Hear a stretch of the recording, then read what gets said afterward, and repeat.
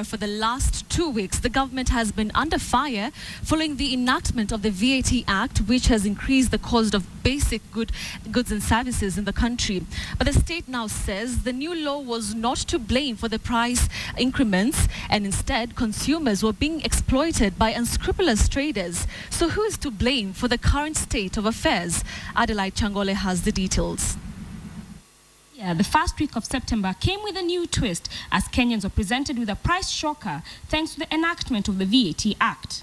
Prices of textbooks, exercise books and milk went up by 16%, forcing parents to dig deeper to purchase crucial school implements.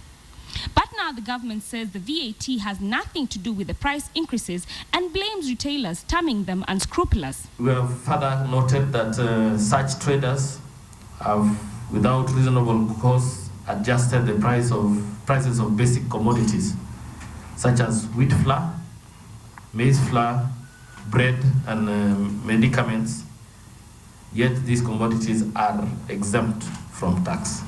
This claim is backed by manufacturers who say they have not increased manufacturing costs. Manufacturers, and I have done a check across our milling sector, our steel sector, our furniture sector, our milk processing sector, nobody has raised prices. The government has now put the traders and retailers on notice, saying they would prosecute anyone found to have increased the prices for their own benefit. So I hereby direct the KRA to immediately pursue such unscrupulous traders who are adjusting their prices on the pretext of charging VAT so as to comply with the new VAT law.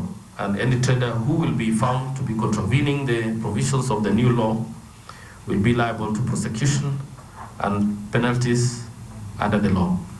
Analysts insist that the new law will increase the cost of living substantially. High taxation obviously reduces the standard of living, both practically and empirically. Anytime a tax is levied on goods and services, say, for instance, that were not subject to it before, it means definitely that there'll be a marginal increase in prices. And if that increase in prices does take place, some people will decide that, hey, instead of paying an extra or close to 15% more, 16% more, then they may not buy that service. So there may be a constraint in consumption. Dairy producers have also raised alarm about the law, saying the tax will encourage people to buy cheaper milk from the informal sector, thus exposing consumers to health risks. The effect to the consumers is that they will tend to go to the unprocessed milk. Again, that one is now going to increase the hawked milk.